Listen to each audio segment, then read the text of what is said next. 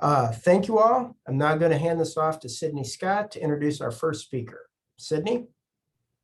Hey everybody, Sydney Scott here in Boston. Super excited to have Lynsey Weatherspoon with us today. She is going to be taking questions throughout her presentation. So if you have questions, you can put them in the chat and I'll sort of keep track of them, but you can also raise your hand virtually, which is under the reactions button at the bottom if you don't happen to be familiar with that. So we're just gonna jump right in. I'm gonna just do a little bio here about Lynsey and then let her do her thing. Quote, suddenly this camera, this thing, allowed me to move around the world with a certain kind of, in a certain kind of way, with a certain kind of purpose, end quote. Carrie Mae Weems. Lynsey Weatherspoon's first photography teacher was her late mother, Rhonda. Like her mentor in her head, Carrie Mae Weems, that first camera, a gift, delivered purpose. Her career includes editorial and commercial work that's been inspired and powered by her first teacher's love and lessons. The hashtag Black Queer Girl is a photojournalist and portraitist based in Atlanta and Birmingham. Using both photography and filmmaking as tools to tell stories, Weatherspoon's work has been featured in print and online, such as in publications such as the New York Times, USA Today, NPR, Wall Street Journal, Washington Post, Time, ESPN, and ESPN-owned The Undefeated. As a member of a modern vanguard of photographers, she is often called on to capture heritage and history in real time.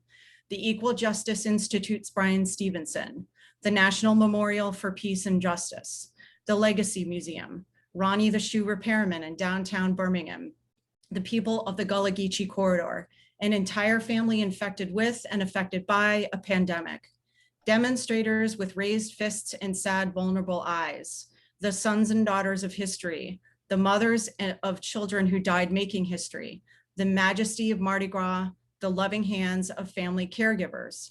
Lynsey Weatherspoon's work has been exhibited at the African American Museum in Philadelphia and Photoville, NYC.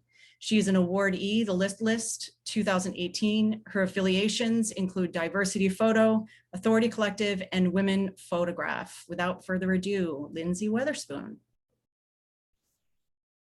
Good morning, everyone. Thank you so much for the introduction. I am very grateful to be here. I went through some of the windows. I see a lot of familiar faces, and especially some schools that are local to where I work and live, such as University of Alabama at Birmingham, UAB, and Georgia State. So it's really cool just to be connected with you all. As Sydney mentioned, I will be taking questions throughout my presentation. So if you have one, by all means, please feel free to raise your hand. As she said, put the questions in the chat box and things of that nature. But first, I just want to know, how y'all doing? I mean, I know it's very weird to still be in this little box that we're in, but hopefully we'll get out of it sometime soon. I hate that we can't meet in person, but this is just as better. We have easy access, and we're gonna have a good time today. So I'm going to, let me find my screen to share with you all. Here we go. All right. So a lot of the work that I get to photograph comes from a place of heart. And whenever I'm asked to do anything, no matter what type of assignment, whether it's going to be one of a candid nature or one of heartbreak, there's still that center of me that says, this person is human, this person is seen, and I want them to be able to share their story in the best way possible. I want to first say thank you so much to UPAA as well as Canon for having me here. Without their support, this would not have been possible. So I appreciate you all inviting me to speak to you all this morning. If you all would like to follow me, I have the same name across most social media. It's LN Weatherspoon. So I'm pretty easy to find. And I also follow people back. Being a photographer has been one of the things that I honestly did not see myself doing full time. I went to a small liberal arts school in Alabama called the University of Montevallo. And while I was there, my whole career goal was to be a news anchor. I was gonna, go from station to station and then eventually make my way back to Birmingham, Alabama, to be at one of our top television stations. And I worked in television for a little while just as an assignment editor. And then around 2008, when we had like our first economic shutdown of sorts, I was laid off. But thankfully, I also was teaching. I was an adjunct professor at a few colleges, and I taught public speaking. But during that time, I really started to hone my skills, not only as a speaker and a storyteller, but also as a visual storyteller. Though I did go to school to be a journalist, it was not to be a photojournalist. I took one summer class in college and decided one photography class during the summer just to stay on campus. I didn't want to go home. I didn't want to pack all of my stuff and have to come right back to college. So I decided to take a photography course and just completely fell in love with it and decided to just keep going with it after someone asked me to take their headshots. They were, now that I look back at them, they weren't the best pictures, but at least someone trusted me with what my visual representation of them was. And it has, the field of photography has definitely brought so many stories that I didn't think that I would have the opportunity to help create or help tell. So if you all just, really recall the depth of what happened last year, along with the pandemic, of course, with our racial reckoning, you realize that there are so many more stories that are out there that we are at times missing out on, especially those stories that may lack representation of the people who are part of that social uprise. And that's where, the heart center of this work comes in. As I said, being able to have these touch points with people that are just like you, that have this mindset of wanting to have change or wanting to see change, or understanding that they may have never seen someone that looks like me on the other side of the camera. And, please understand that when I say the people like me, I do mean Black, I do mean Black women, I do mean Black queer. I mean all aspects of what Blackness and human looks like. So taking the moment to realize that a good amount of people that I photograph have never, and these are honest questions that I ask people, they have never had their photo taken by a Black person or a Black woman or just anybody that fits that description. And I often ask that question, and I ask them, how do they feel knowing that there's somebody that looks like them that will give them representation? And so that's where the empathy part of this talk comes from. When you are thinking of the stories or photographing the stories or meeting people of all types of gender representation, race, creed, whatnot, that you have to understand that there may be a level of something that they've never seen before, making sure that their stories are told without a tone that feels like there's a microaggression that's attached to, or some type of missing link. And being able to photograph such people as Brian Stevenson. If you're not familiar with him, he is the creator of the Equal Justice Initiative out of Montgomery, Alabama. But when you have that chance meeting with people who are connected with your same ideas of what the world should look like, it definitely creates this tone about your own personal work that you'll do better, that you'll see better, and that you want better.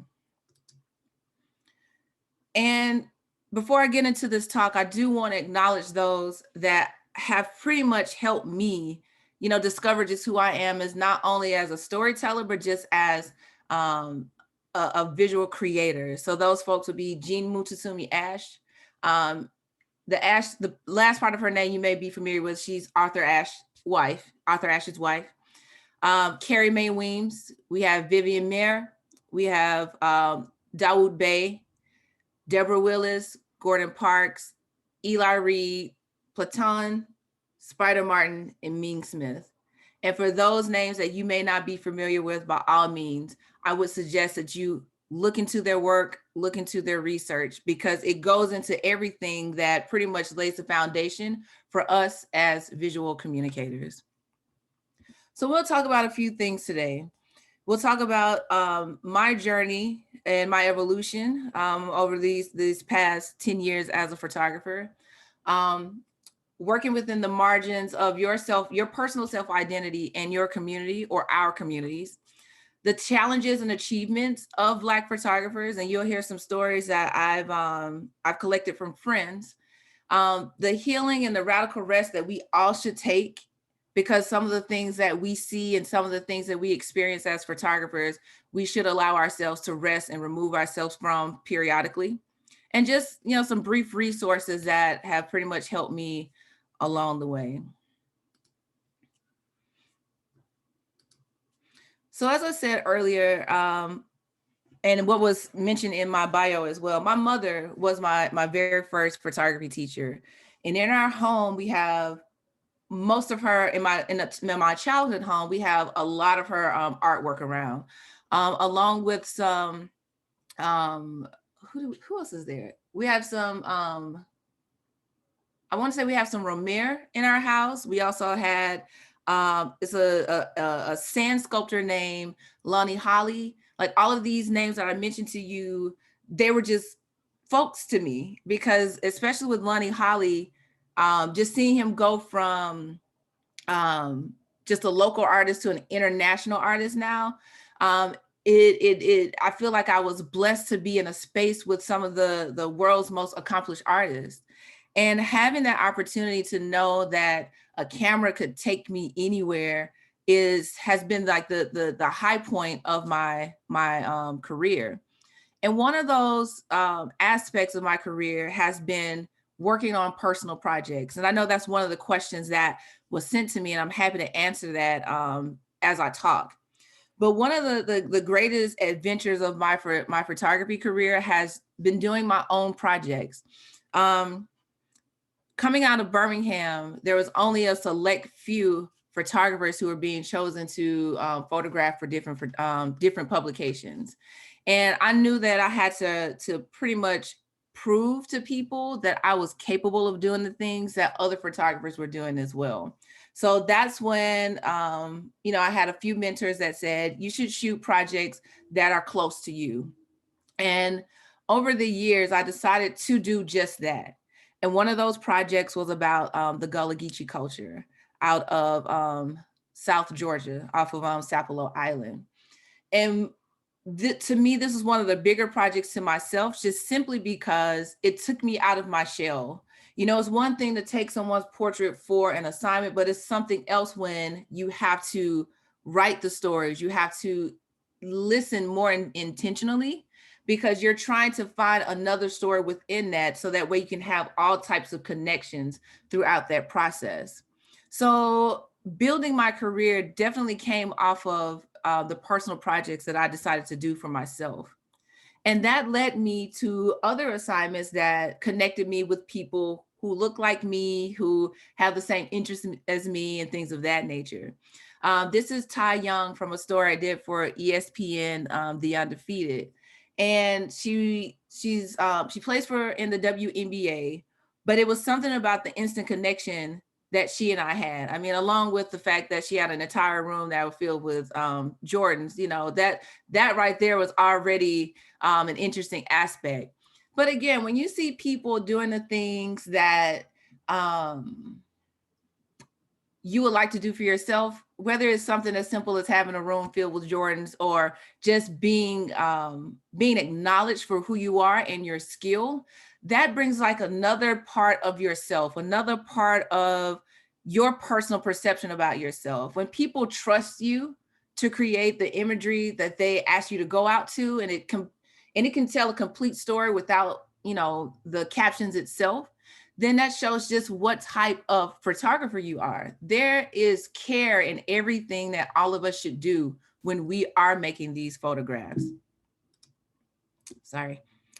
Having the opportunity, you know, again, just building up from the projects that I did before to now, being able to meet such people as Martin Luther King Jr.'s son, Martin Luther King III, and feeling as if in that moment, as we were making this photograph, seeing this light out of nowhere shining on the photo of Dr. Martin Luther King in the background. Those things that we see, honestly, that no one else sees, lets us know that our skill, our attention, when we pause for a moment to realize that the photos that we're taking have purpose, that is what we do.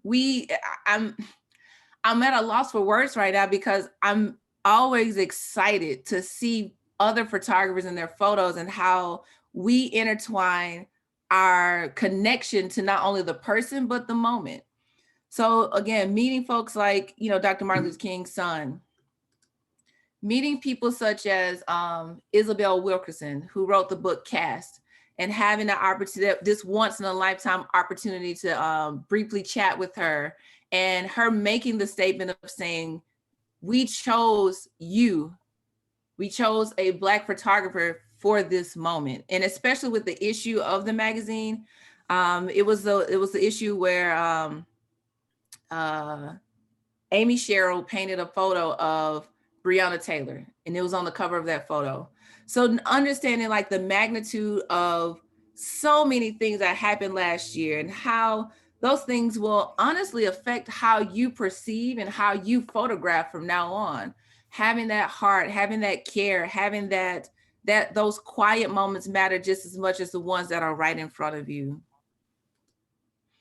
And also our incomparable Stacey Abrams. I don't really have a lot to say about her. You all know who she is. So Stacey Abrams, in the flesh, again, I believe I would not have had these opportunities if I had not just taken a moment to say, let my personal project be a part of my process, trusting my process, because there was no other way that I saw to get to where I am today. I'm grateful for the people who have supported me. I'm grateful for those other opportunities. But if I didn't, as some of us say, bet on myself, I don't think that I would have had the opportunity to say, these are the people that I want to photograph. And here I am at this point actually doing it. So do we have any questions thus far? We do actually. Jason was wondering, many of our campuses are pushing diversity, which feels forced and not reflective of the reality of our campuses. We want to be diverse, but at current day, we're far from it. Images may feel disingenuous as subjects are just used for the checkbox. What guidance do you have to avoid tokenization of Black, Indigenous people of color? That is a very good question, and also a very deep question. I believe that communication has its power. And I believe that there are questions that go unanswered daily. And if we really want to know a person, we have to have a genuine conversation with them. So and tell me the person's name who asked the question. This is Jason. Jason, okay. So Jason, yeah. So Jason, I believe I do agree with you. There are moments where this whole talk of diversity is being pushed, and it's honestly sad to know that we have to push something that should be normal, you know. But with that being said, I think that conversations go a long way. Understanding a person, you know, you won't understand them through and through, but if there's something that you can find a connection somewhere with, I would say just try to find a deeper connection with someone. Having a genuine conversation with someone, in my opinion, goes a long way. Of course, there may be some pushback depending on who you're talking to. I've experienced it. I'm pretty sure a lot of you have experienced it as well. But definitely talking before taking your photos and having that conversation will be helpful to not feel like you're being thrust upon something that you probably already do on a normal basis. I hope that answered your question, Jason. I wish I could see you, so. Gotcha. I'm here. That does. It's helpful to kind of understand connecting to our subjects. It Yeah. gives them the approval of that process. So Yes. Yeah. Yes. I appreciate you for that question as well, because it definitely will. I think all of us have to think about what diversity means to us, because of course there is this dictionary definition of it, but how do we use diversity in our own voices when we are trying to make a moment? Again, without making it feel like I have to make it because I have to have this diverse tone. Yeah. But yeah, I'll get into that a little bit deeper. But yeah, I appreciate that question. I found you on the screen, so now I see your face. Perfect. All right, so let me go back. It won't let me go back. Let me just start here. Perfect. So moving along, as we mentioned, that was a perfect segue into the next section, Jason, about working within the margins of your selfhood and your community. You know, understanding, I think all of us have to understand who we are before we walk into the work that we create. It took me a while to really understand all the layers of who Lynsey Nicole Weatherspoon is. Because as you photograph certain things, you understand that could potentially be part of your life. So these stories, especially the next two slides I'm going to show you they were created for the Marshall Project. And this was before we got to 2020. So this was around, I believe it's like the beginning of 2019. But we realized what happened last year with George Floyd, but it's not new. Unfortunately, it's not new. And photographing these stories about two people who essentially died at the hands of police, it makes you grapple with a lot of things. It makes you ask a lot of questions about what else is part of your community. I understand that this is, but the stories can be so gut-wrenching at times. And when you are working within your own self-identity, you begin to see, this could be my cousin, this could be my uncle, this could be my brother. Those things, they matter, you know, whether, we're talking about Black men or Black women, or those that are in the sections, the intersections of queerness and trans and things of that nature. We understand that these activities could happen to us, but unfortunately they're happening to one race more than the other. So that's what I mean when I'm saying we're working within the margins of who our, many self-identities are. Whatever your ancestry is, and you found out, a story about that particular group, you learn so much more deeply about not only the people that you're photographing, but yourself as well. And, just being in, you see such strength, such depth in these people, but at the same time, you have to have some type of heart. Sometimes you'll probably walk away with a moment that they probably would not have shared with anybody else. And by a raise of hands, how many of you have had people to confide in you more than they probably confide in anybody else? You definitely have. So you have to understand that when you do this work, sometimes you become a lot of people's therapist. Sometimes you become their only friend. Sometimes you become much more than that. It depends on, how much time you want to spend with the story, or just your personal goals. But I can't stress to you all just how important it is to be you. You are essentially important to the story. You're important to this person because they want some type of reaction to when your photos are published. They may want change. They may want representation. They may want some type of advertisement for themselves. And all stories has to have some type of representation behind them. So just, you know, always keep that in mind as a journalist. Of course, keep your what's the word I'm looking for? Definitely make sure that you are following the creed of what your journalism is, or what the publication you're working with. But also know that these folks are human just like you. Moments that I get to share with people who have experienced loss or some type of tragedy, it is very quiet. I'm often allowing them to talk, because essentially, again, there's a need to say something that will connect when we all start taking photos. I know one of the questions that was sent to me earlier is like, what is my process? What's my research process for different stories? And I'm usually looking for different articles about the particular subject. I may look on YouTube. I try to read books that are outside of photography. A lot of literature books, a lot of fiction. Just things that will allow me to think much more creatively and much more soundly. So that way, when I meet people, I can have a representative view of who they are. So as I said, a lot of times I allow other people to talk. And I'm a talker. I will talk you to the ground, but I realize that there are moments where we have to be silent. And sometimes we may not even need to say anything at all. So having that open perspective of who you're photographing, and also learning how to read the room. If a person is not giving you what you want them to give, you just have to respect that.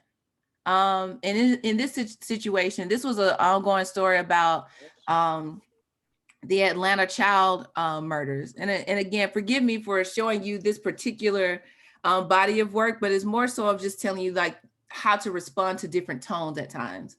So understanding that when people are only giving you just enough, it's not that you are stealing from them, but they're providing you just where their heart is at that moment. So by all means, when you're giving your heart, also be respectful to those that are still living in this tragedy.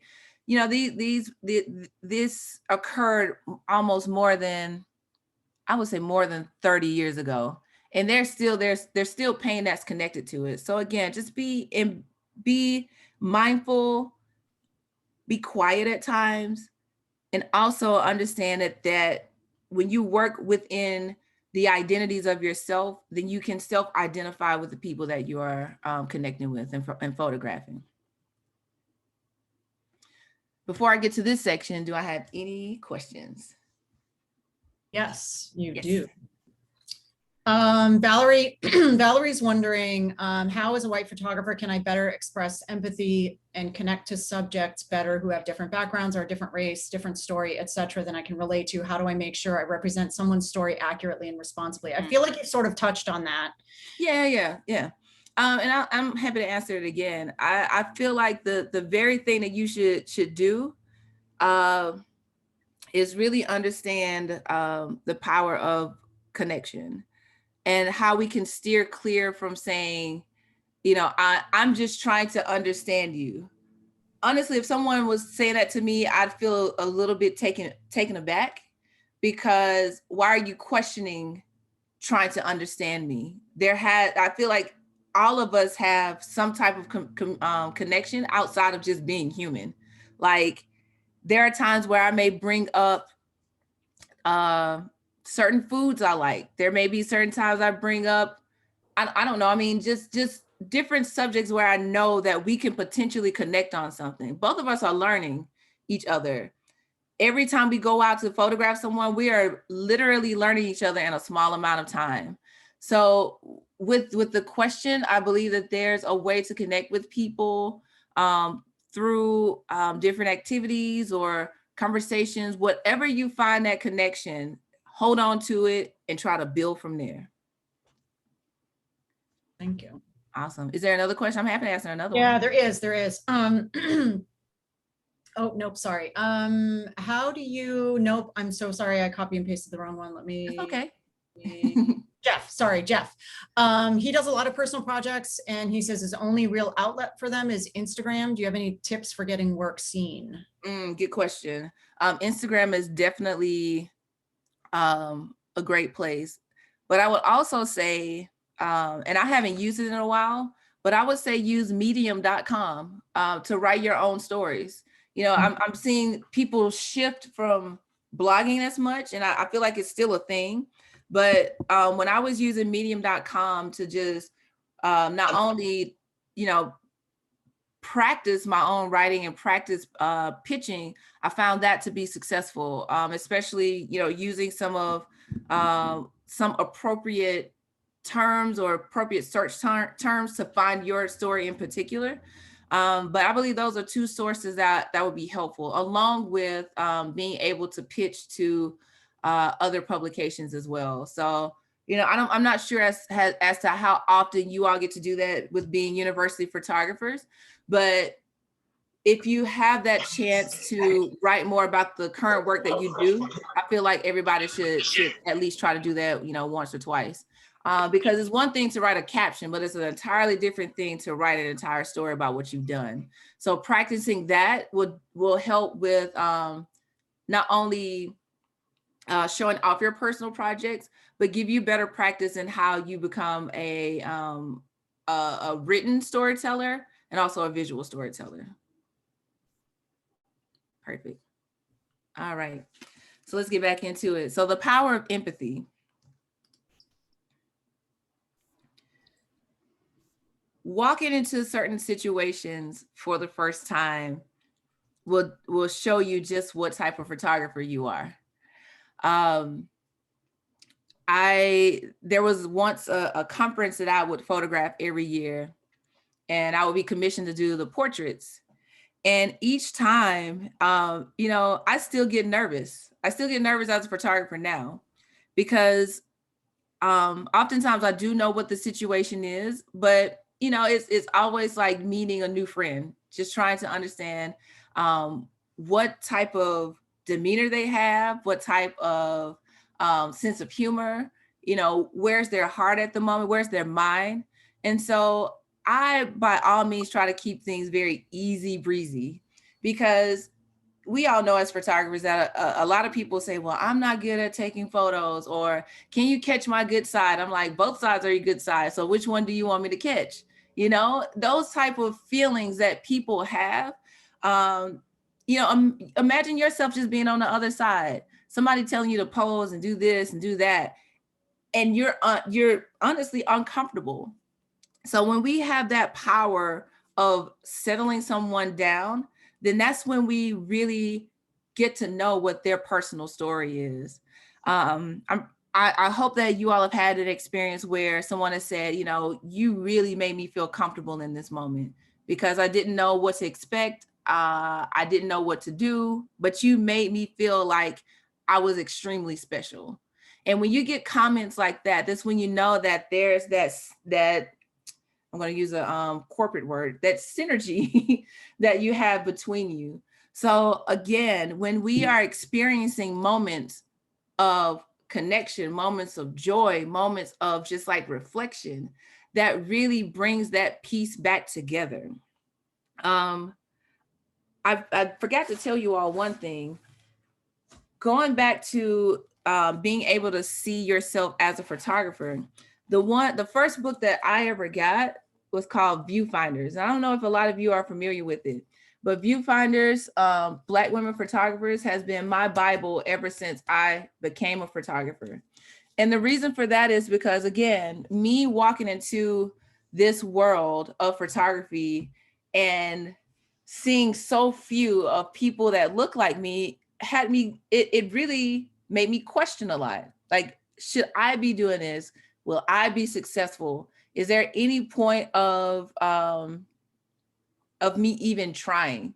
You know, even coming from my large but small metropolis city of Birmingham, it was only so few and far between.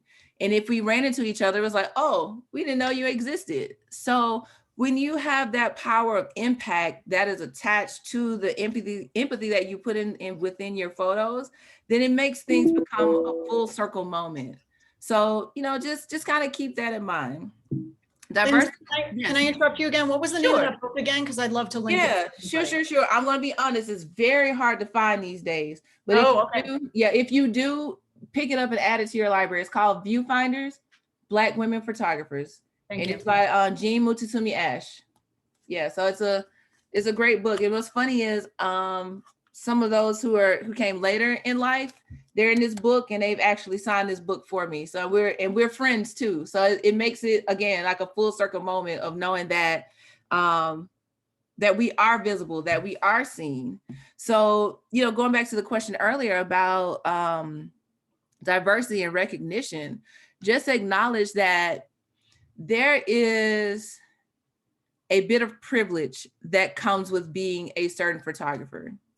And when you understand what that privilege looks like, and you see someone that has this skill that you believe needs to be fostered or seen more of, the greatest thing you can do is help them.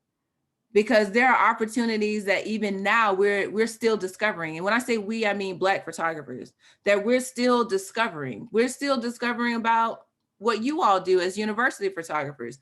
We're still discovering what it even means to work for a newspaper or maybe, you know, a magazine or things of that nature. So when you see someone that has this incredible skill and you say, hey, you know, I have access, why not help that person? So that's the best thing that you could do for any photographer within this world right now. Because as I'm seeing things shift, photography is starting to be a hard thing to kind of get into. Not only get into, but to actually have some longevity. So just understand what the world looks like as photographers and what it looks like for those that are coming up behind me or alongside me. I'm going off into a brief tangent, but I have been a photographer for a little under 15 years now. And I feel like I just hit my stride doing this now. It took a lot of guts. It took a lot of persistence. It took a lot of consistency just to get here. And, you know, last year was an amazing year for me, but I think about all of the years that I put like that blood, sweat, and tears just to get to this one point. So again, and this is all coming up with just a little help. I do acknowledge those that did help me, but even those folks, there were other Black photographers who were my mentors that only got to a certain point, because you have to think, if you don't see yourself, you don't believe that you can do it. So just be mindful when you see that. I can't stress to you, when you see that person or people or group that you believe that could benefit from your help, your advice, your access, by all means, just be honest with yourself. Like, how can I help that person get to where I am, or potentially be where I am, or go further? And I hope that all makes sense to you all. Just making sure that you show some type of confidence towards somebody that may not have as much access as you have. So these photographs here, they were made for Runner's World in connection to Ahmaud Arbery. So these, on the left-hand side, this is former JV football coach, and on the right-hand side is his best friend. And, you know, even though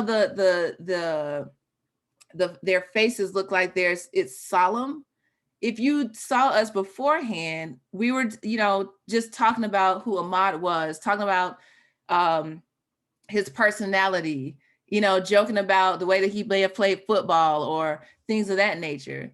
But when someone has gotten to the point where it's just like, I'm feeling some type of way just because my friend is gone, then you know that you found that moment, that you respected that moment, that you didn't ask for anything else other than what they gave you. And this is Ahmaud's girlfriend. So, you know, even that moment, I feel like there was still this joy of talking about him, but also understanding that this was an incredible loss. And I can't stress to you that when you feel, because photography is about feeling too, you may try to deny it, but you feel something every time that you take a photo, no matter if it's an event, no matter if it is, you know, your kids or your spouse or significant other, whatever the case may be, you feel something immediately when you take certain photos.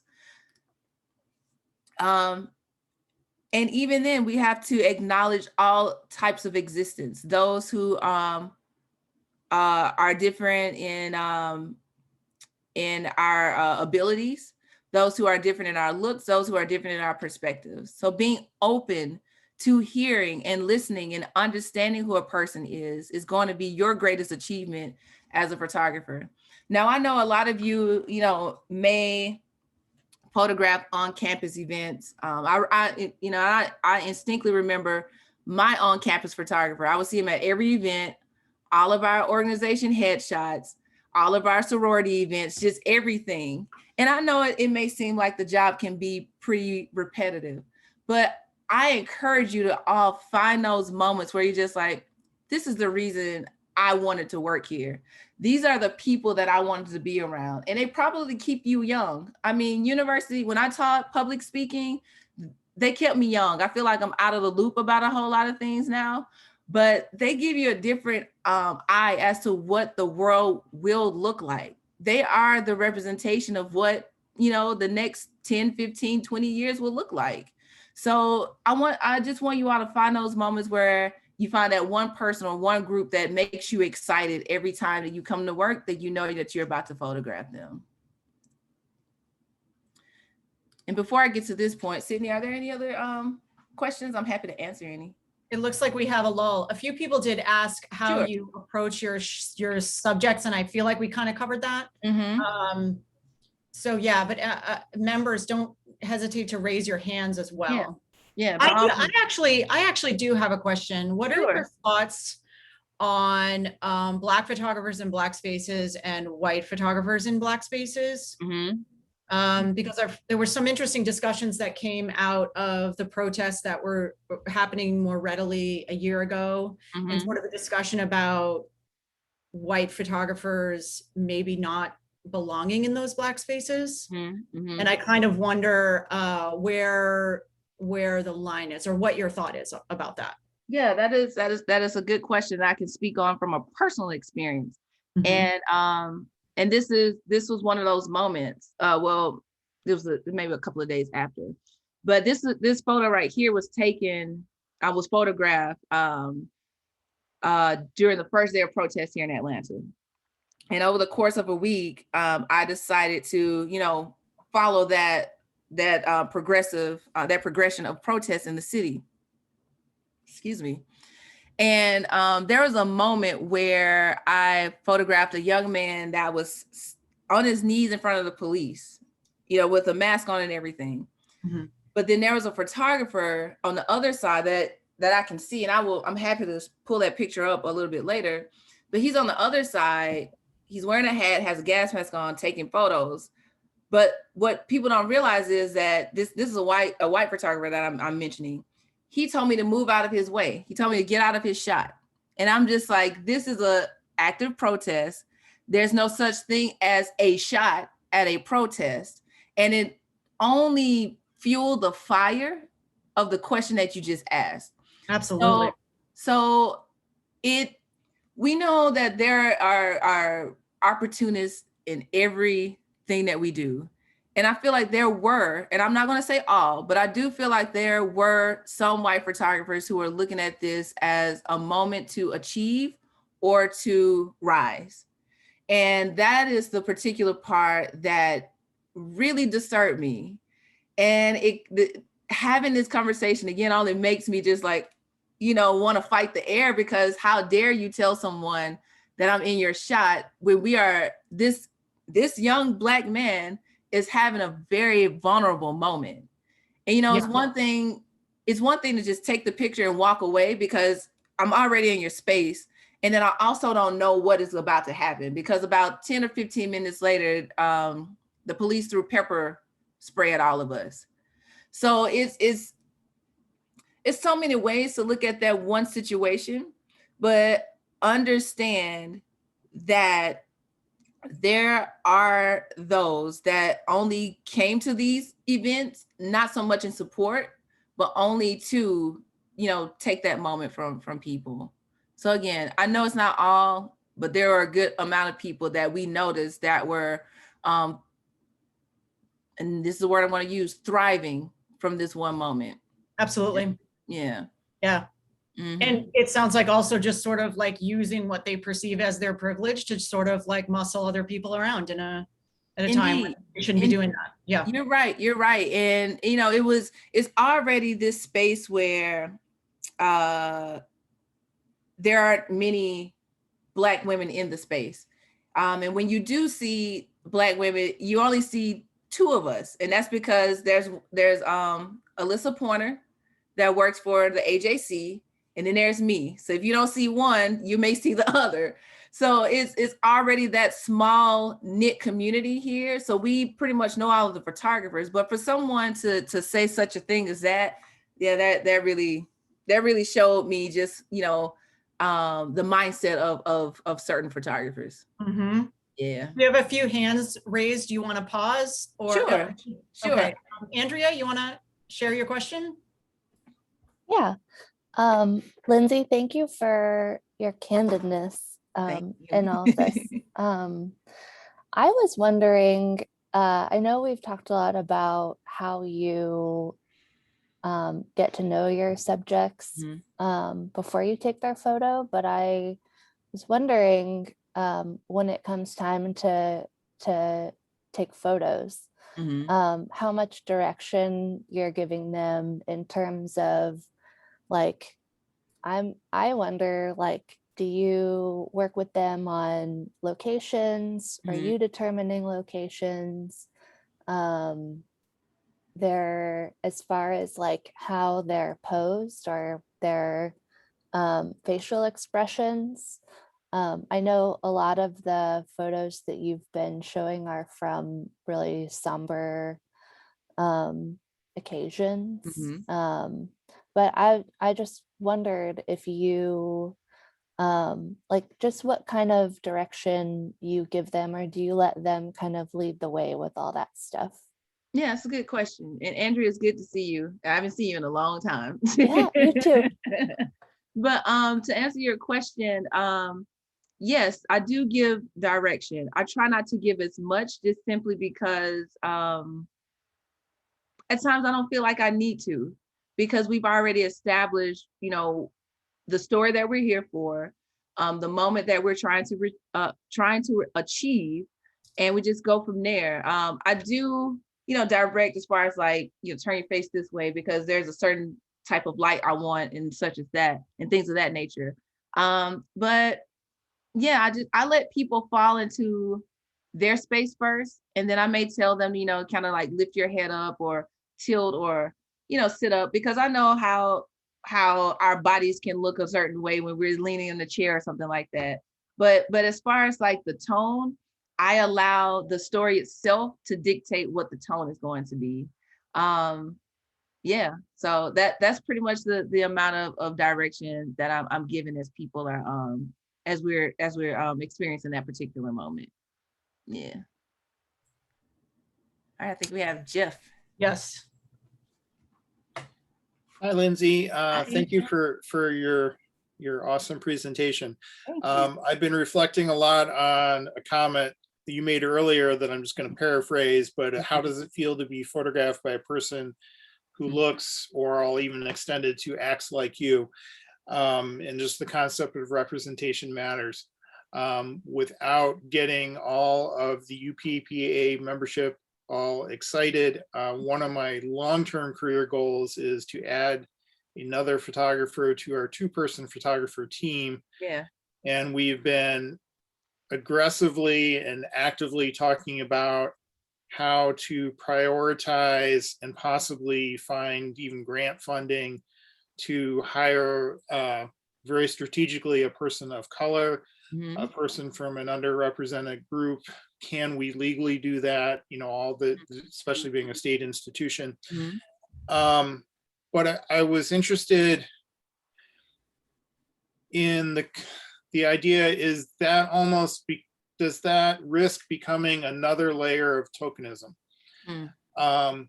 When I'm trying to broaden our voice Mhm. of our visuals team, and the way we represent the University of Wisconsin-Madison, and connect with a myriad of different people on campus.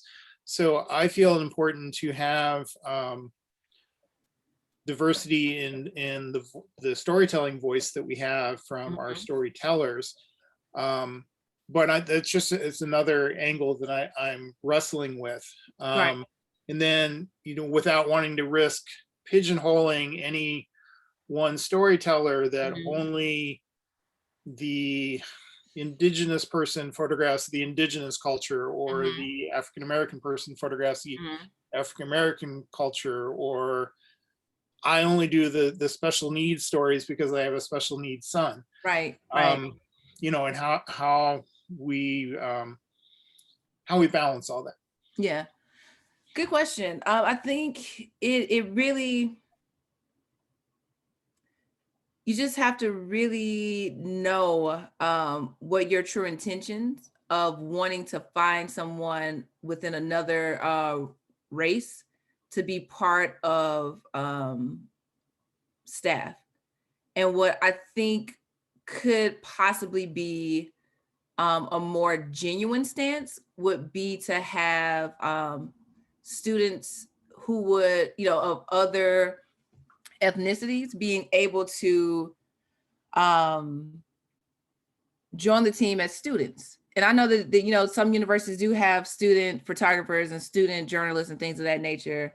And I think that would be an excellent starting point, rather than feeling like you have to have someone on staff of a different race. Now, it would be great, but I think having, like, cultivating a culture with students and showing them that they can be well versed shooting across any type of culture. Because even though you may see only Black people as far as my presentation goes, I photograph many people outside of my race as well. So, you know, just genuinely knowing that, yes, we may have a connection with someone, but we have a connection with most people. So I don't always, you know, photograph Black people. I don't always photograph queer people. It's like I'm photographing everybody who comes to me or who I'm assigned to. So just genuinely making it a purpose and a practice to train and show students who may approach you to be a part of the program, as far as being a photographer on campus, is as equal as wanting to have somebody on staff that is of a different ethnicity for that same goal. Does that make sense? Yes, it does. And I felt like I was on that path 2 years ago when we relaunched a student intern position. Yeah. And out of the myriad of people that we interviewed, one really talented student rose to the occasion, who happened to also be Cambodian. And he just brought a really great raw potential, and we were just shaping it when and he was really starting to like, the fire was lighting. Yeah. And then COVID hit. Yeah. And everything shut down, and we're trying to figure out if how we can work that, going into the fall. Yeah. So I was at the baby step point of that, and hoping to get back to it. Yeah, well, it sounds like you already have a process in place, and I would say, continue with that, because even diverse representation or diverse voices on campus are just as important as, actually having somebody that you bring on permanently to staff, because that's going to be the next group that's going to shape somewhere else. So that's also just as helpful. Awesome. All right. So I talked a little bit about this already, just knowing that Black photographers are more visible now than we've been in a long time. And especially, you know, again, coming from coming from Birmingham and then coming from other cities and visiting other cities and only seeing a certain demographic of photographers, it only made me want to push more to see more representation among Black photographers. So even from, as I said, that some of those challenges include access, it includes training, it includes, and when I say access, I mean being able to talk to different photo editors or having the financial stability to talk to certain people, or even, you know, meet some photographers such as yourselves. That access will allow the thinking process of knowing what you're capable of doing. So when, you know, a little bit more about my backstory is that I started off as a portrait and wedding photographer, but I knew my lifelong goal was to be an editorial and commercial photographer. So when I reached out to a few before I moved out of Birmingham, and the response was either no response or how can I put it? Feeling as if I wasn't talented enough. That really made me, you know, think in a different light, you know, and I made it my mission to say that if others are not open to helping, then I'm going to find a way to make it happen. And I believe that's a very, you know, strong mind and bullheaded way to think of things, but also one where we realize that we have to make our own path. So my goal even now is to see other Black photographers succeed and do well in their craft. And, you know, I to be honest, if I'm thinking, I don't think that I know many on-campus photographers who are Black. It's very few and far between. So even knowing that there is access to that point should show you all that there's still some type of progression that needs to continue as we, you know, think about our positions in this photography field. So just understand that access and availability and understanding of what it even means to run a photography business is foreign to a lot of folks. And when we're just starting, we only have so much that we know without feeling like we're being left out because we don't have anyone to actually talk to. So that's just, you know, a few of those disadvantages that we may have.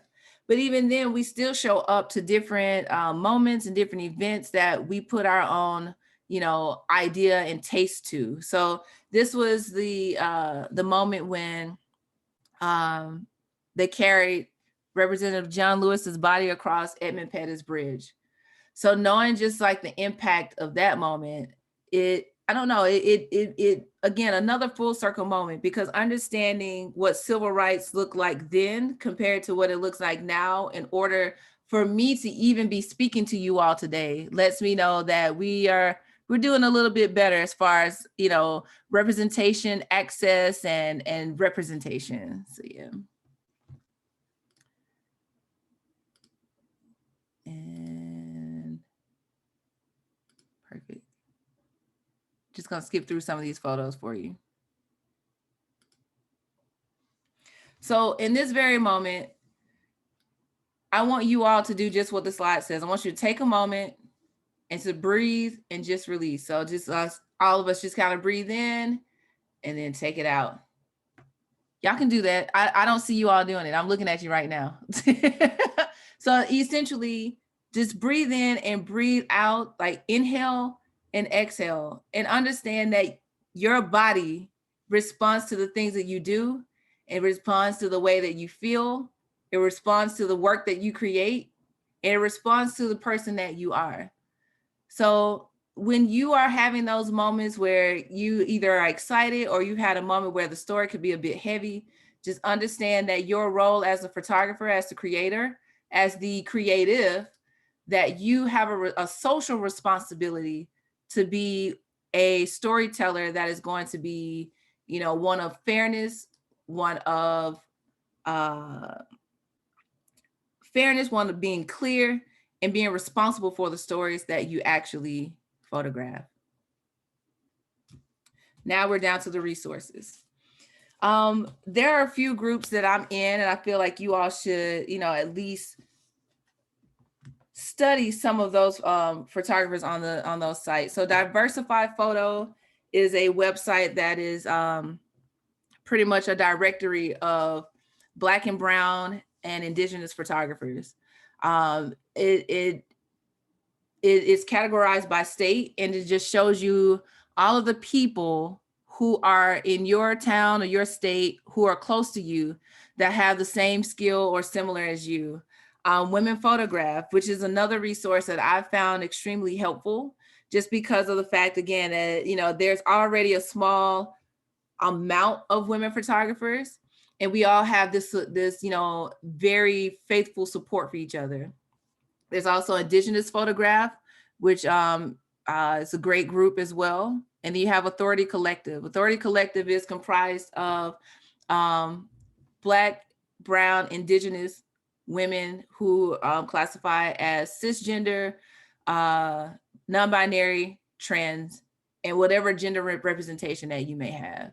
So the reason I'm saying these resources simply because we have to look outside of the work that we already create. Now, there are some other books I want to show you all. Some of them are photography related, some aren't. I really like Austin Kleon's books. They're very short books, but I think that we all have to understand that when we get in a creative rut, we need to look at things that are not what we actually do day by day. So the first one is Still Like an Artist, and the other one is Show Your Work. So I believe, I forgot who asked me, and please forgive me.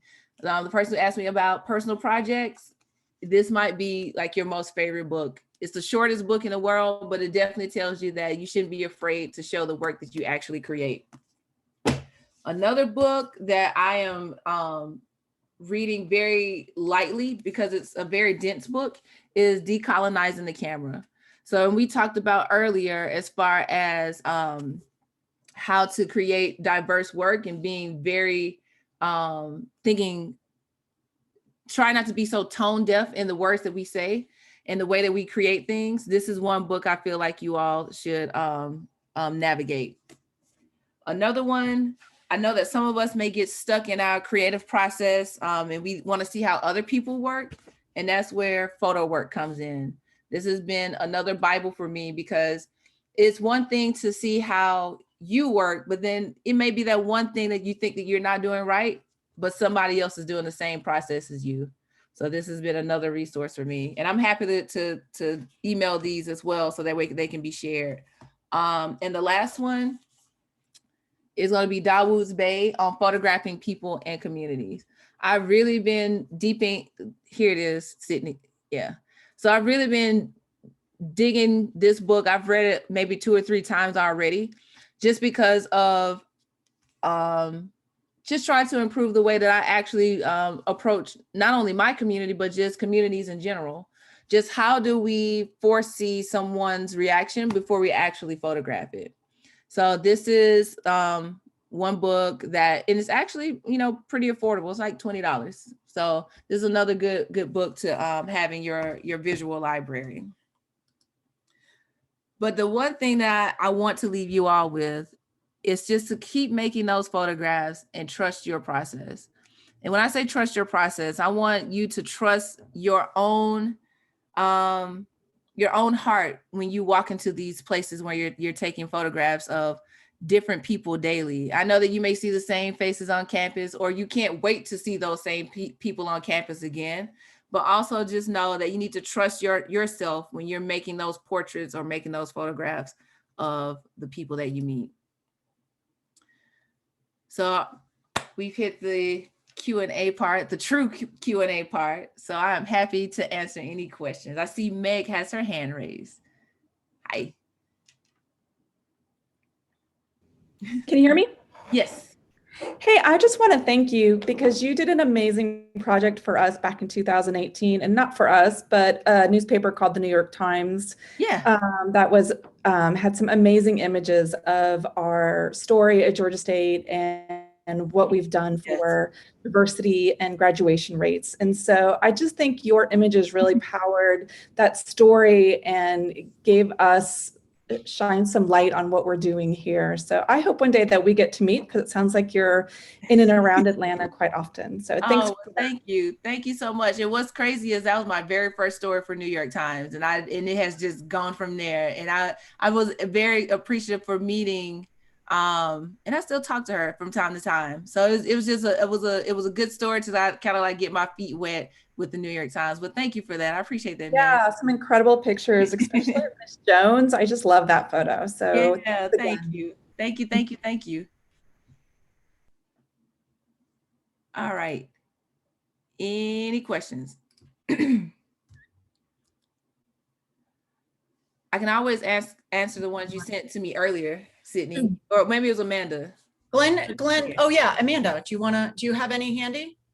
If not, Glenn did have a question, which is a really Sure. interesting one, where he has struggled in the past with a boss who took issue with his the skin tones of his Black subjects. Okay. And I don't know if Glenn, you can elaborate on what the issue was. Because I don't think you elaborated on that. Mm-hmm. So perhaps maybe, is there something that we should be thinking about? I mean, generally when I shoot afterwards, I make the skin tones as accurately as they were when I saw them in person. But maybe there's something else to think about. Yeah, and that is, wow, that's a great question. And there's a photographer, his name is Andre Leroux, who has a whole hashtag called Equity in Editing. Oh. And he has been working with closely with Adobe about making sure that Black and brown skin tones are accurately portrayed in photos. So it's, of course, I'll be honest, this is one thing that I don't think about, but I realize that is a question among a lot of people. And, if anything, as you said, try to keep the tones as accurate as possible. Also understanding that we come in different shades. So being as accurate as possible with those colors, the toning is extremely important, because when we think about just the history of photography, think about Kodak. Kodak didn't render Black skin very well. Sometimes it was too orange, sometimes it was too dark, sometimes it was too just whatever. It just didn't render Black skin tones very well. So when you are editing, I know for myself, I don't go through a tedious process, but I'm always making sure that when I'm in Lightroom, that I'm using, my process, I've already have a preset that I've made, but that's only to make sure that my exposure and my tones are correct. And then I go back and change some of the colors, because, sometimes flash will make our skin lighter than what it is actually a shade darker. There's also some colors that may contrast with our own skin. So it's just making sure that when you're editing, that you're looking at your oranges and your reds a lot. Because even at times I've seen where I've photographed someone and they are all orange, and I'm like, that's not their color. So I have to be intentional with the way that I shade things. So if anything, I would say, when you are editing, and I'm telling this to myself as well, when you're editing, just be mindful of those oranges and reds, because they can get pretty out of whack for us. But even for lighter skin or white skin, sometimes that renders more red. If we were to push it to a level, we'll start seeing all the things. And the same thing goes for us. So just be equitable when it comes to editing Black skin along with other skin as well. Hey, Lynsey. Yes. I wanted to follow up on that, which kind of walked into another question. Mm-hmm. I'm really enjoying the framing on your images. It's like really, really nice. lots of room, just breathes nicely. A lot of cropping, no cropping, is it that how you saw it? Usually that's how I saw it. Now, if there's something that, that I know that the eye will lead to, then I'll crop. But most of the time, the way that I saw it is the way that I photographed it is the way that I saw it. Yeah. Yeah. So I try to keep it as clean and, as accurate as possible, because with every shoot, with every assignment, I tell people that it's not about me. This is your moment. I want you to shine, because the story is about you or the particular situation that you're in. So it's less about me and all about them, even from the space that I get to shoot in. And Andrea, I feel like I did not answer a part of your question. You asked me about location. A lot of the times I do get to choose the location, but I also ask, my subject, where would you like to be photographed? Because I want you to be comfortable, especially if you're already uncomfortable taking photos. So let's put you in a space where, you know the things, or the area, and that way we can have, a good session together. Yeah. Do you ever shoot with an art director? And if so, what is sort of the best working scenario? How do you steer them towards your ideas? This is gonna sound really bad. Hopefully the answer is no, I don't have to work with an art director. Yeah. Now I'm starting to work with one more often, but it's not going to be a secret anymore. But I do listen to an art director, but half the time I'm just like, I'm just going to do it the way I want to. I'll get what they ask for, but then I'll do my own thing. And 9 times out of 10, they pick the thing that I've done, thinking it is the part that they asked for. So, yeah. When do you shoot for yourself, and what do you shoot? It's been a minute. So when I am shooting for myself, I am building my family portrait album. I'm working on a project about archiving my family's stories, like through video and portraits. So that's the biggest project that I'm working on. It's going to take a minute, but it's one that I'm enjoying, because I'm learning so much about the people that I've grown up with all my life, and just seeing a different side of them. So that's the biggest project that I feel I'm gonna take on for a minute. How often does your style change? I was just having this conversation. I feel like I'm seeing richer tones in my stories. Same type of like hero images that I'm photographing, but there's like a shift in the way that I make color things. So I feel like my style changes. If it's not every year, we're looking at a point of every 6 months now, just because I like to try new things. And I'm definitely starting to shoot more commercial work. So things have to look a certain way. So I'm just practicing more so I can, stay creative. And that's why I have all of these books. So I don't, rut. Yep. Yeah. I'm just scrolling through a bunch of questions that we got. Oh, good. Some of them you've sort of touched on. Are there certain assignments that hit closer to home? And if so, how do you manage the feelings that come with covering those assignments? A majority of the stories that I photograph hit home. And that's where that rest and release comes in, where I have to actively tell myself to breathe in, because I'm holding my breath, because I don't know how I'm going to react. So I have to make sure that I kind of remove myself from certain things and, venture on to some other hobbies that I have. So like riding my bike, honestly, watching cartoons, that always helps. Things that I don't have to think a lot, because I'm already thinking every single day. So if I have a moment to kind of shift and stay like an hour outside of that, then I know that I can come back with a better sense of mind and rest before I go to the next assignment. Yeah. Can you tell us a little bit about the Gullah Geechee project? Yeah, I can. So I've been working on my Gullah Geechee project for the past 5 years now. And we hear more about those who are in the Sea Islands of South Carolina, but I decided to make my project center on those who are in Sapelo Island, which is in South Georgia.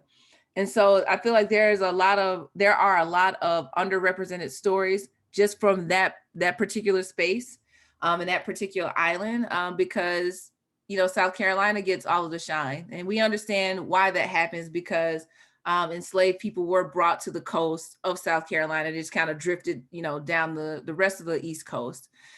So, you know, my goal is to have a short documentary about those who still live in Sapelo Island and those who live in Darien, Georgia, which is, you know, part of that same area. So it's been a labor of love. Unfortunately, we lost one of the elders. As a matter of fact, I will show you his picture. I showed it to you earlier.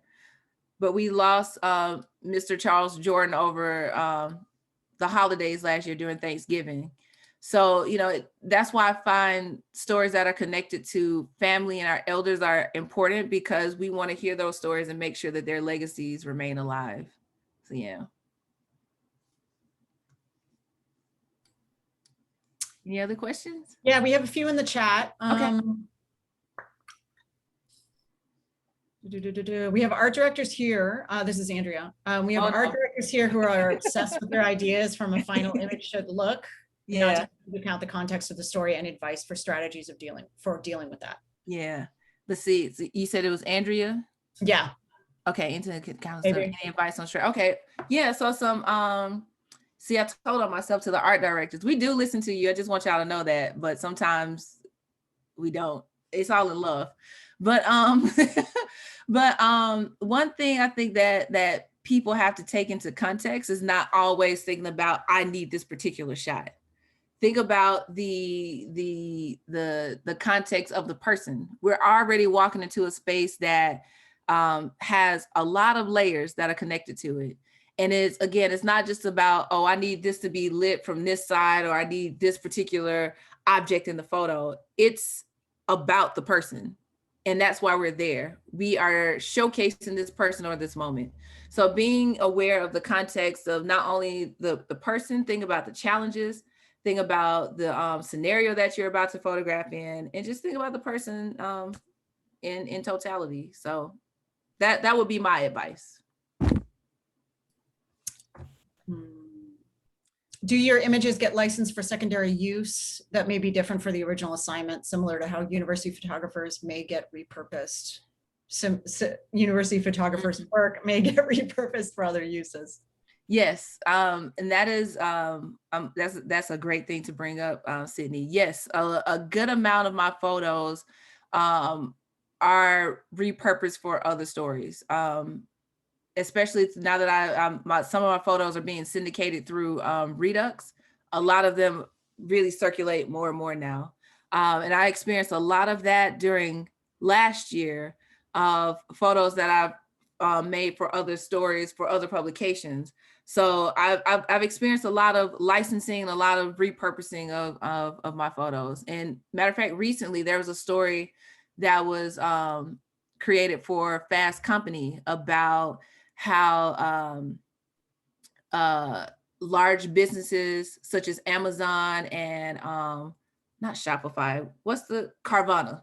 So Amazon and Carvana are starting to come into these smaller towns and allowing people to have warehouse jobs, and how that has a connection to possibly either lowering or helping small businesses. And some of those images have been repurposed for something else now. So yeah, I mean, I think if we think in terms of, and I don't know how the university photography world works, but I know for myself that when sometimes we make photos with the hope that they will be used somewhere else, that they will be licensed somewhere else. So yeah, I think, being able to know that there are multiple sides of not only creativity, but business for you as a photographer, I think that adds to the longevity of your career as well. Do you shoot with mostly ambient light, or do you use lights? And if so, sort of how many would it like? Yeah, so I use most of the stories, yes, there is going to be natural or ambient light, but another majority is going to be like the commercial work that I was telling you I was walking more into. It's only 2 lights at most. My sets are really small. So I usually don't have to use a lot, and plus I don't like to use a lot. That's not to say I don't know how to, I just prefer not to. I like to keep things small and simple because it's usually, if it's not just me, it's just me and my assistant. So, just for time constraints, just because I want to be efficient, I use 2 lights at most. And a Photech umbrella. So that way I can have it like I have 2 things in one. So I have like a soft light and then I can have a harsh light or whatever I need to have. But y'all know all that stuff. Y'all don't want to talk about gear, do you? But if you do, I use an R5. Some of them really like to talk about. Okay, well, I'll keep it short. I have 2 Canon R5s. I still have my original EF lenses. So the 50, 1.4, 24-70 and a 70-200. I also have a C100 Mark II that I use for video. I have a friend who let me borrow his C200, which I've been loving to film with. And I recently picked up an EOS 3, so a 35 millimeter camera. So I'm falling in love with film again. So that's all I got. the majority of what I shoot with. What are, you mentioned bike riding. What are some of your hobbies outside of photography? So I love to ride my bike. The one I ride outdoors and the one that's inside. I have a Peloton, so that's been fun. I like to, my partner is an amazing bartender. So I've been learning how to make drinks, which has been really fun. I love to read, and I like my COVID, my COVID habit had me buying a lot of coffee table books.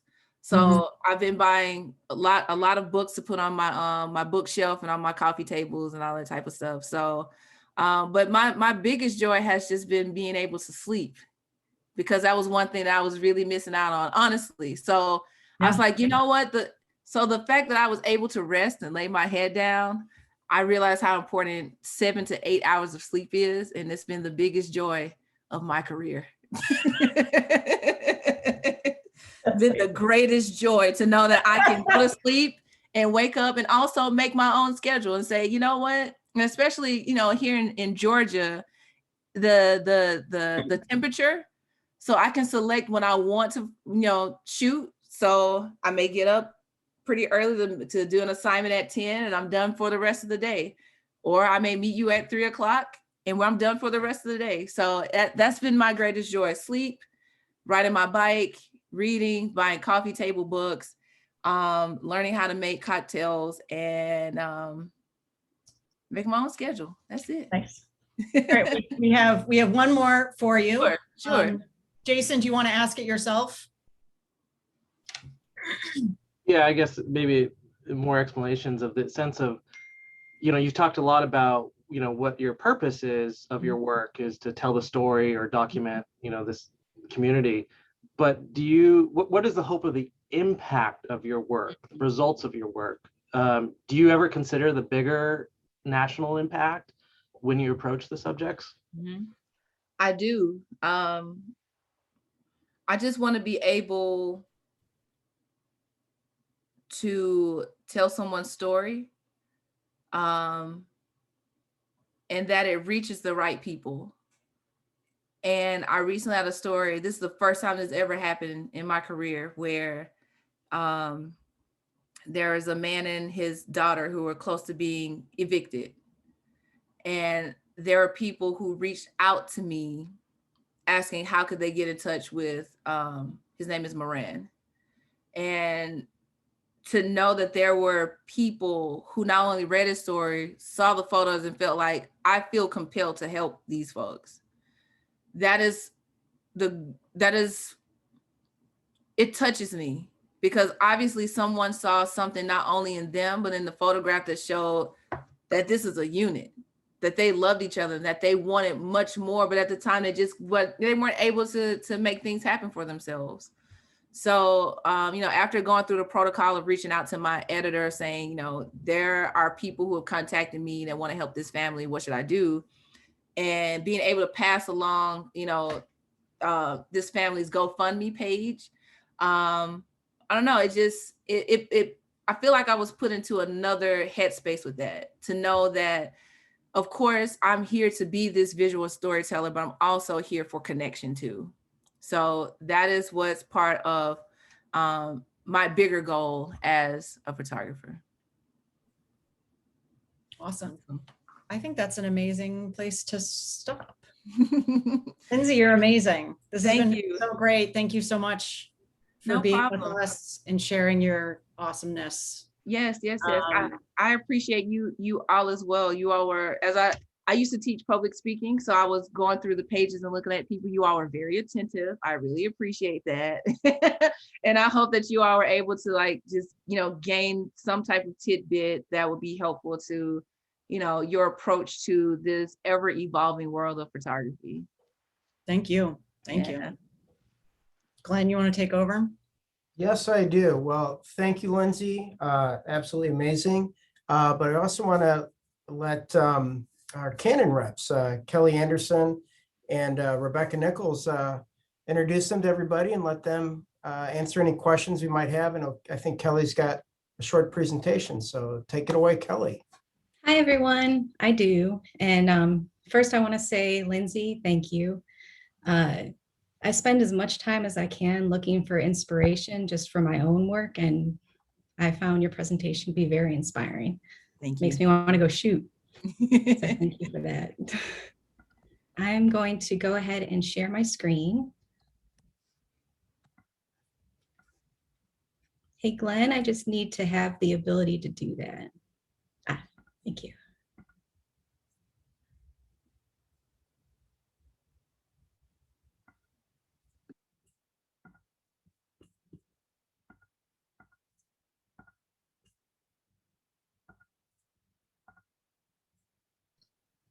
Is it not switching over, Kelly? Just I need to allow Zoom. I believe you're already a co-host, so you should. Yep, just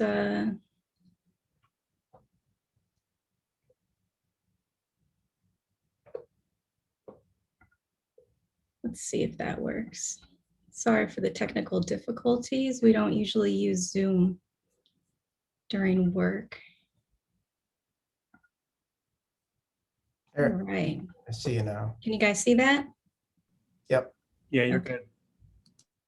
Here's my contact information. I just wanted to put it up there for you Canon users or non-Canon users.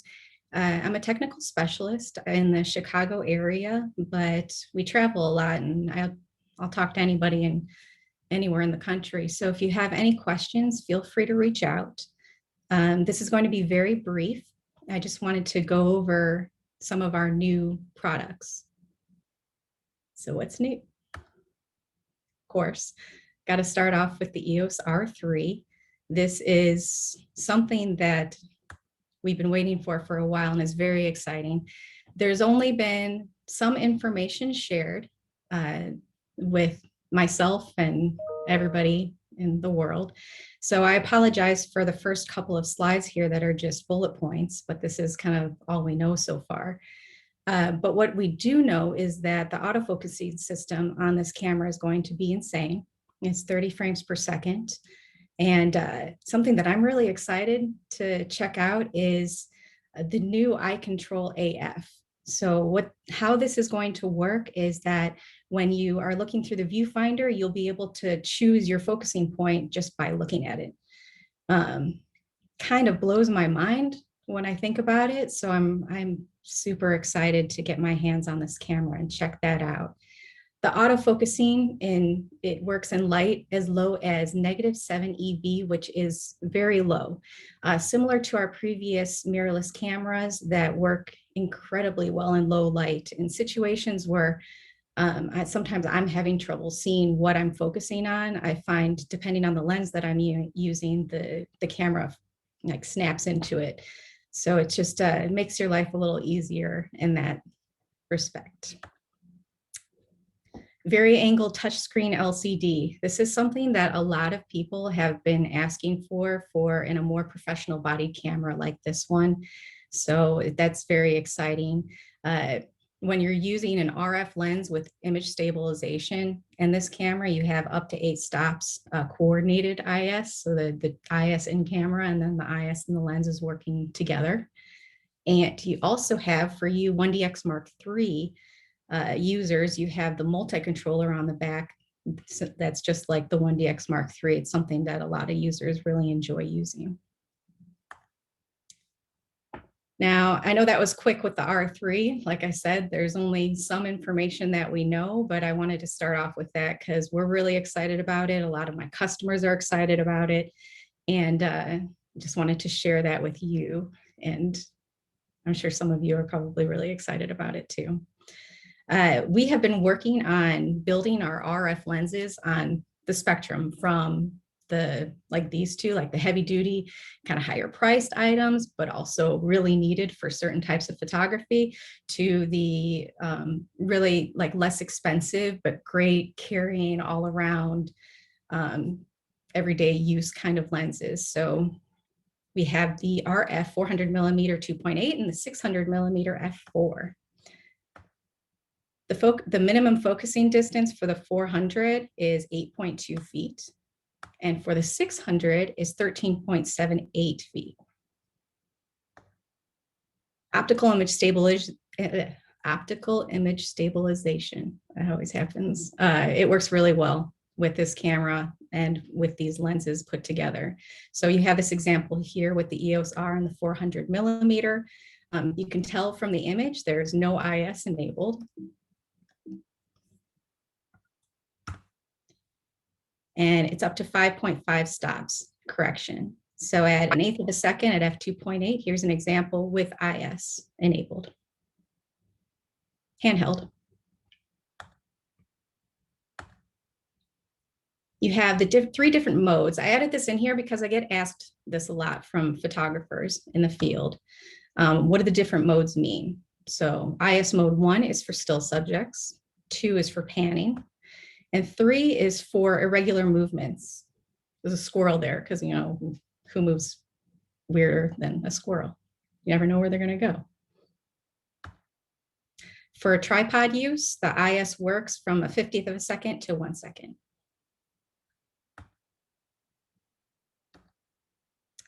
There is a lot of protection in this lens, just like with the EF version, the 3, that's counterpart. It's protected against dust and moisture. And you'll see here the red lines in the image. That is where the protective seals are in the lens. There's fluorine coating on the front and rear elements. And fluorine is the gas version of fluorite, which is crystal. So having that on the front and rear elements helps protect it from this dust and moisture, but also from fingerprints and things like that. So it's going to happen. Everybody gets fingerprints on their lenses, but this makes it easier to wipe them off without scratching or anything like that. Now, along with these lenses, we also have the 1.4x extender and a 2x extender for the R series. A lot of you use these same extenders, but for the EF versions, now we have RF version. So for the 400 millimeter using a 1.4x, it becomes a 560 millimeter and tack sharp. With the 2x, becomes an 800 millimeter, still tack sharp. The autofocusing works in both. In certain situations and lighting situations, it might slow down a little bit, but it still works. With the 600, you can still use the 1.4x and the 2x. Here's an image at 600 millimeters. With the 1.4x, it becomes an 840 millimeter with 1 stop light loss. And then it becomes a 1200 millimeter 2 stops light loss, which is really long.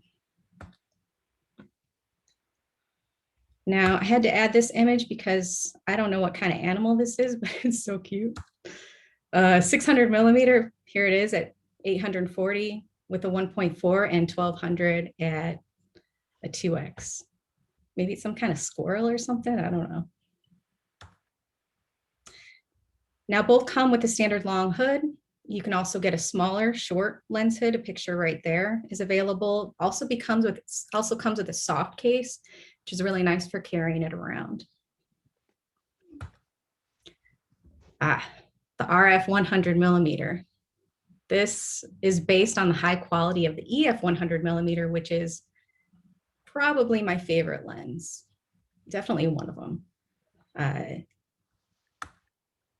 It is the first full macro RF lens in the lineup, this 100 millimeter.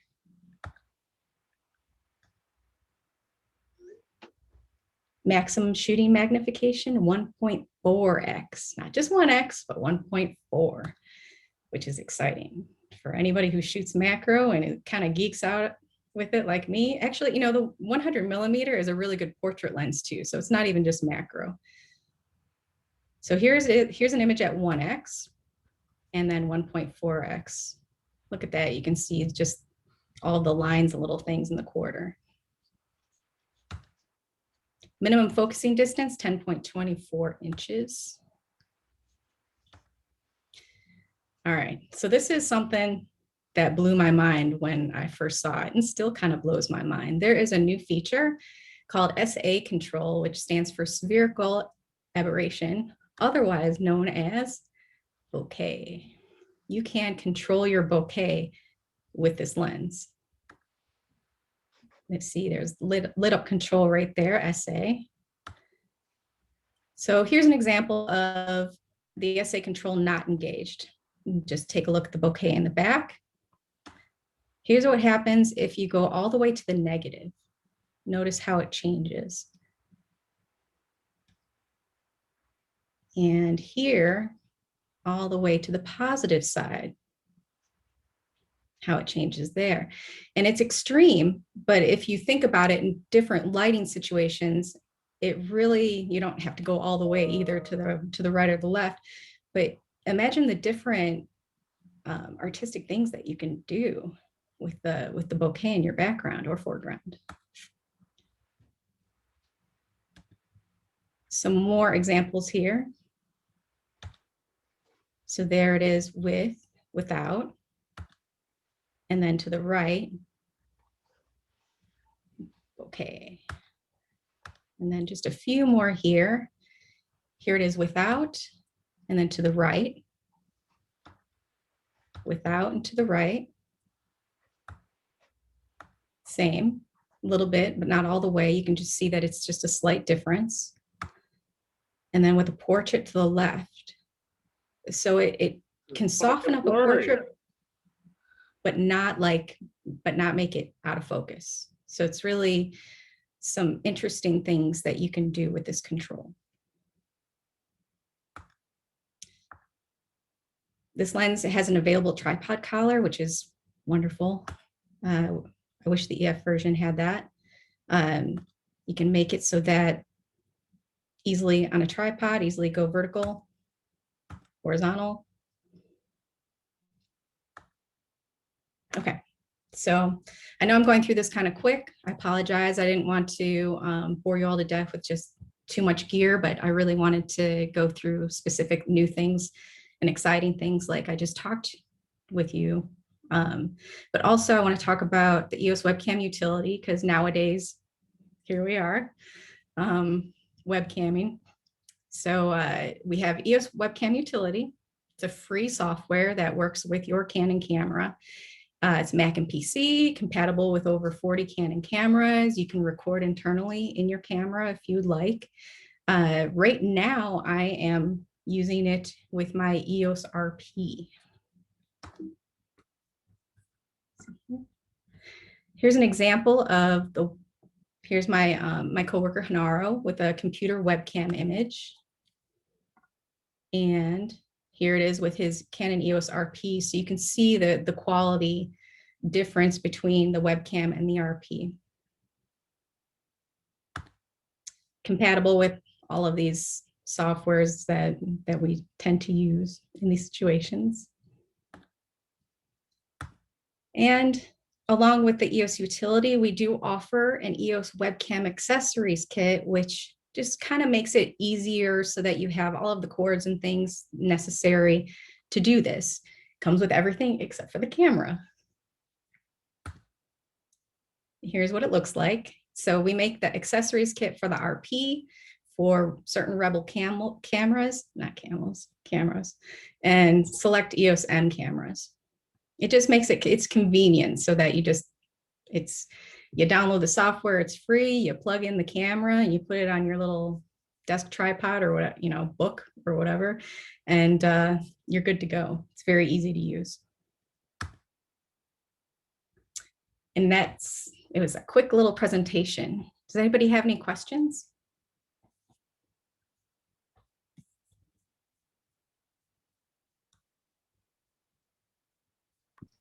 Hey, I'm sorry.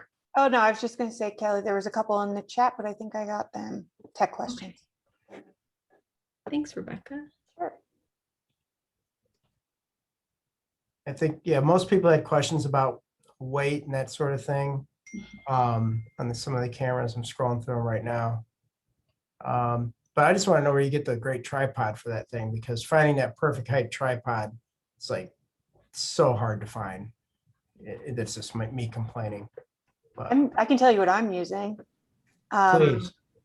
Well, I've got a EOS R with the battery grip on it. So it's, it's pretty cumbersome. And a 24-105 L lens. And I'm using a GorillaPod, like one of those lightweight kind of bendy tripods, but they can hold quite a bit of weight.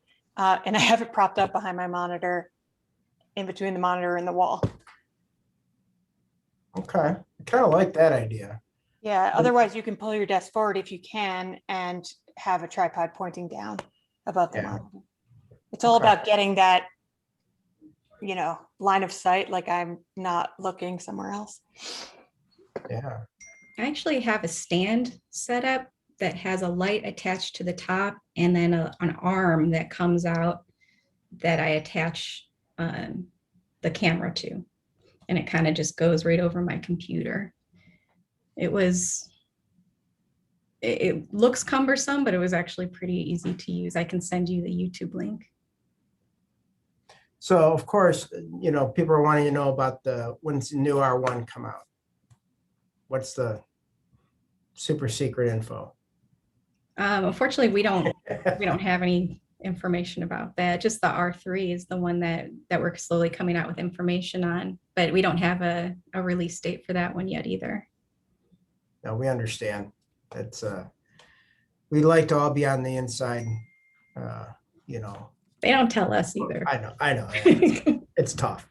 It's tough. Okay. Anybody else want to pipe in? Raise your hand. Ask a question.